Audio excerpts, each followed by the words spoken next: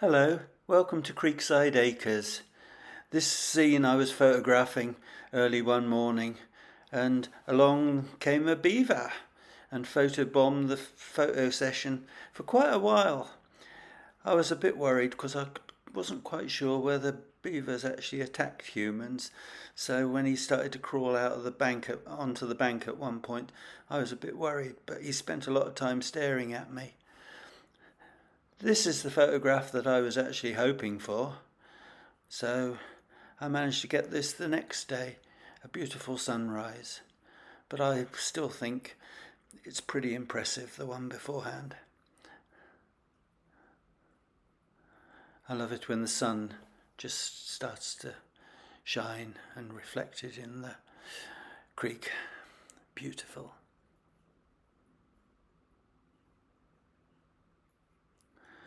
And this lovely American goldfinch was caught on the trail cam. Beautiful sight.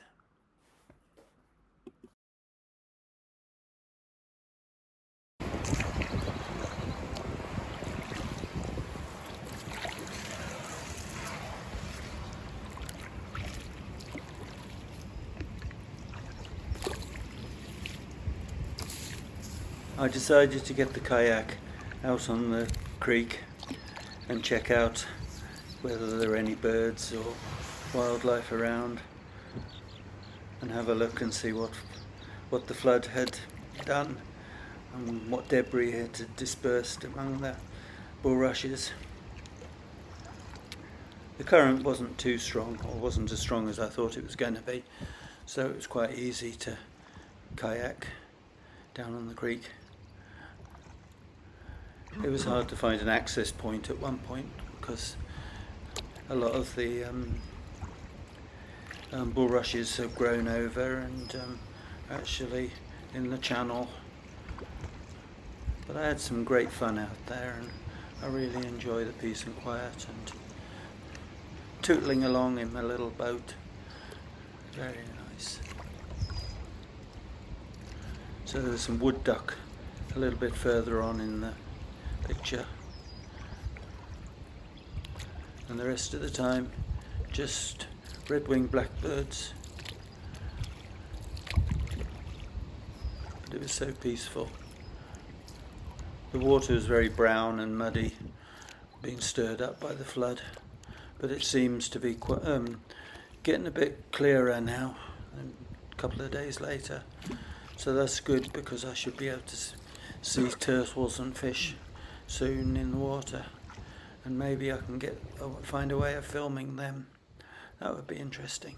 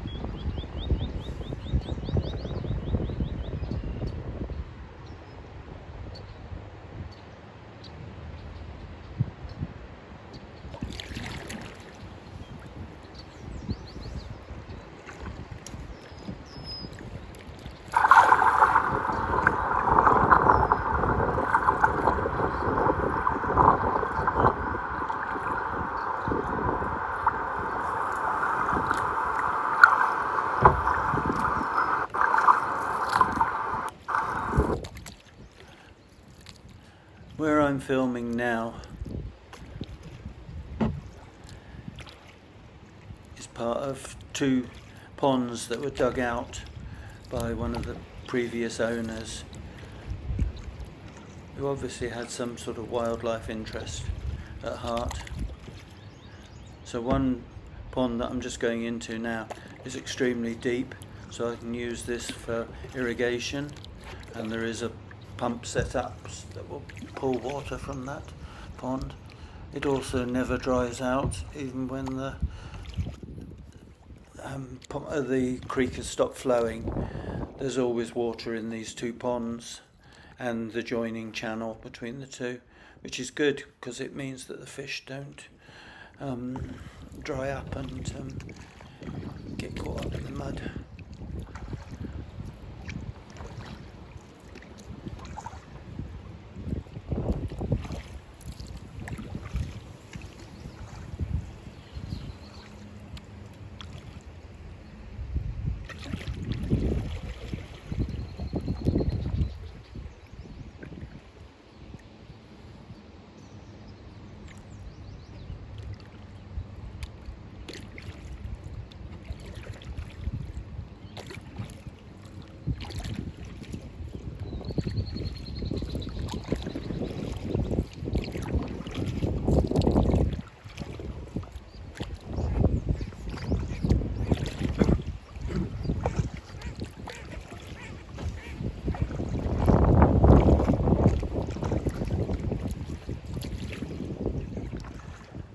A couple of teal speeding along to escape the dangerous orange thing floating in the water. We have lots of ducks on this stretch of water, so I've seen mallard, gadwall, teal, northern shoveler, and the teal, both green and blue-winged teal, and goldeneye and bufflehead as well. So it's quite an assortment, and I think there's a few more as well to the list. I love ducks, so they're pretty entertaining and beautiful. But I still think my favourite are the wood duck. They're a very beautiful bird.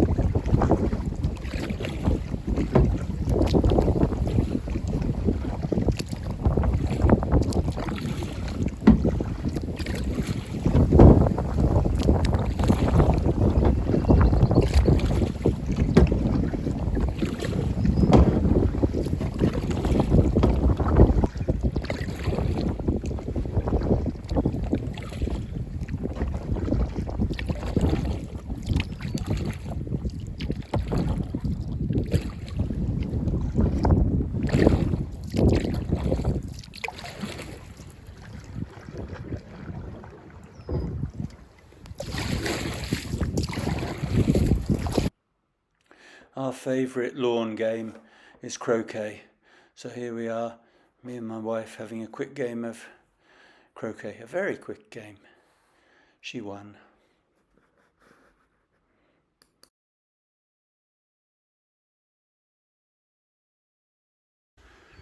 I thought I'd give you a quick tour of my no-dig gardening strips. Each plot contains a separate crop usually, so I'll just give you a guided tour. The first plot on the left is where the winter squashes have been grown or sowed. So I've got 5 different varieties. I try to grow smaller squashes, not smaller plants but smaller fruit, because there's only 2 of us, so we don't need huge massive great pumpkins. So that's squashes. This one is courgettes or zucchinis, and some summer squashes up the far end that will grow nice, almost look like flying saucers, which is quite interesting. This is my tomato bed. I've got the tomatoes.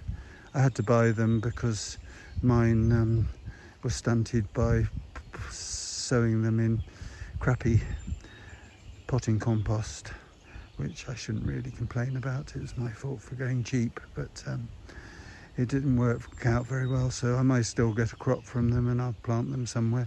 But these I had to buy. They're good looking plants, and the strings come down below the plant, and then I plant in on top of the string, so it actually keeps the string in place. So it's a good idea I picked up from somewhere. And then these are the peppers. These are all hot chili peppers and jalapenos and things like that that I sowed back in February, I believe. And then this bed here has got radishes, carrots, should have parsnips and beetroot coming up. So as you can see, I've got quite a lot of weeding still to do. And then the potatoes in this one are coming through, which is great to see. The ones on the right at the front there are the early potatoes, so those are my pride and joy, so I'm going to be looking forward to eating those a lot. And this, growing up the arch, there's some I'll have to put a note in because I can't think of it, my brain's gone dead. And then these are the garlic hops. They are hops, and I bought those from a nursery, and I'm just going to try them and see if I get any flowers and hops off them, because I'd quite like to make some beer if possible one day. So these are the garlic that I planted back in last October, so they've gone through a frosted cold winter and are doing really well, so I'm looking forward to harvesting them maybe in a month's time or things like that, but they've still got a lot of height to grow and work to do. So then this is my onion bed.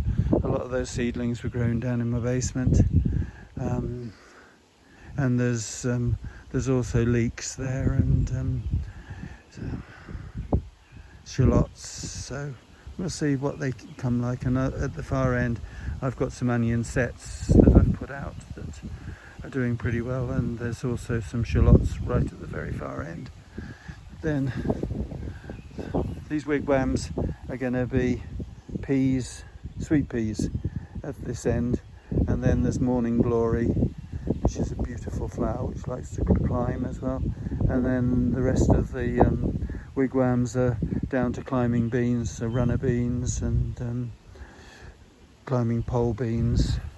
So you can see in this one they're starting to come up, which is really good news. Oh, and several of the others, this rain really does bring them on. This one's actually the morning glory flowers, so you can so you can see the plants just coming through on the far side there, so that's good news. Then this is where I put my gladioli. So you can see on the left there's one hilled up ridge of gladioli, and at the far end as well, so that's a beautiful flower. that I like to cut for the house, so because it looks very exotic and very beautiful in a vase. And then I've put some French beans in on the end here the other night. And then these are lentils coming up, pie lentils. The first time I've ever grown those, but they have come through, so that's a good start. And then at the far end of this bed there's also French beans coming through. And then these are broad beans, like a lima bean, but it's in England they're called broad beans, and they're really good with bacon and onion. Beautiful. So I'm looking forward to those. And then the peas are doing pretty well. The tulips finished, but the peas have just starting to bush out, which is when they start to grow and really do well. So I'm pleased with that. And then sweet corn, I don't think the sweet corn are coming through yet, but they won't be long. No, none yet, but this bed will soon be. And then there's some eggplants, aubergines at that end, and then these are Jerusalem artichokes, but I've never grown those before, and they were a bit pot bound when I put them out, so hopefully they start to send their roots out into the soil. Rhubarb, I should almost call it elephant plant. And then there's a raspberry cross blackberry there as well, so hopefully that looks like there's some flowers forming on it. And then at the back, the plant I can never remember the name of, sorrel. So I'm going to be making sorrel tea from that for feeding plants. And then there's, rather taking over on that side, is Russian tarragon. I wish it had been French tarragon, because French tarragon's got a far better taste to it.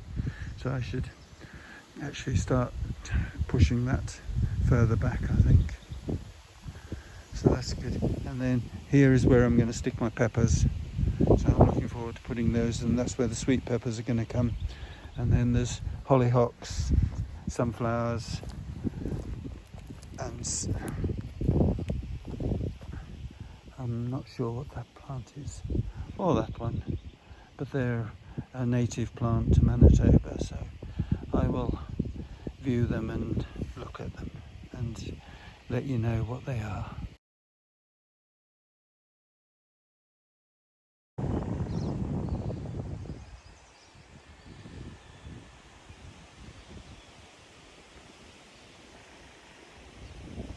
Thank you for watching my video on this very, very windy day. We're having gusts of 50 miles an hour, and my plants are being blown around and broken and everything. My favourite flower here, this Aquilegia, which is a wild one, and I've got several of these, but the wind has broken off a couple of the stems, so I hope they will survive and prosper. Well, if you've enjoyed my video, if you'd like and subscribe, that would be really good for me, my morale and everything we're trying to do, and that I'm trying to show the wild side of life a little bit. So thanks for watching, and I'll see you next Friday, where I might go for another canoe ride, kayak ride up the creek, away from here in the opposite direction, which would be nice. And I've seen otters and eagles up that part of the creek, so we'll see what we see. Thanks for watching. Goodbye. See you next Friday.